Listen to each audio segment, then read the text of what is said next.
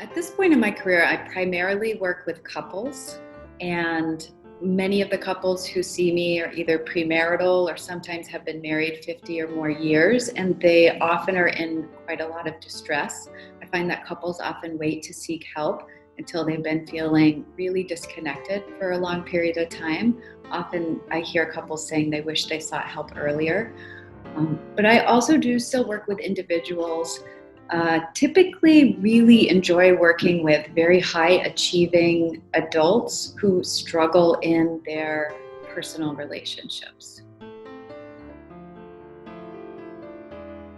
Something that comes up a lot in my work with clients is encouraging clients to think about their own personal narrative. Like, what's the story you're telling yourself? For example, a client might be feeling rejected for a variety of reasons by a partner, and what they're telling themselves is they're not cared about, their partner isn't interested in them, maybe that they're not lovable, they'll never get it right. So we really try to linger in understanding what is their own narrative, and then how are their reactions based on that narrative. My approach to therapy stems from the basic belief that human beings are wired for connection, that we seek a sense of connection and belonging with our loved ones. And so the relationship becomes very central to the work that I do. I'm also an insight-oriented therapist, so a lot of work is done for clients to understand how they approach relationships, how they experience relationships, their own comfort with closeness. And that can be something they learn from the therapy relationship as well. As a couples therapist, I use emotionally focused couples therapy, which is the gold standard approach to working with couples. It's also a relationally focused approach that suggests it's very distressing. We're biologically wired for connection, and even adults have attachment distress when they feel disconnected from their partner.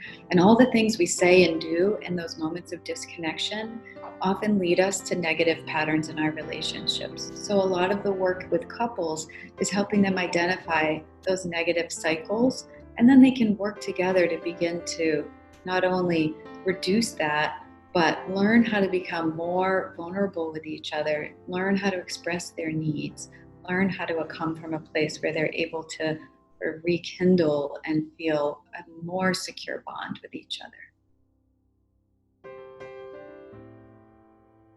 I love being a therapist. It's such a privilege, but the moments that I feel so moved are increasingly those moments when I'm working with couples. I feel so strongly that we all deserve to be loved, and that secure relationship is what gives us the potential to be our best selves. So witnessing a couple reconnect in a very authentic way, and oftentimes feeling like they've never been loved that well, for me is worth everything. You know, it's my heart's work. It's just a privilege and an honor to be part of that journey for people. My 20 plus years of being a therapist, I have never had one client regret that they sought out therapy. And what most people say is they wish they had done it sooner.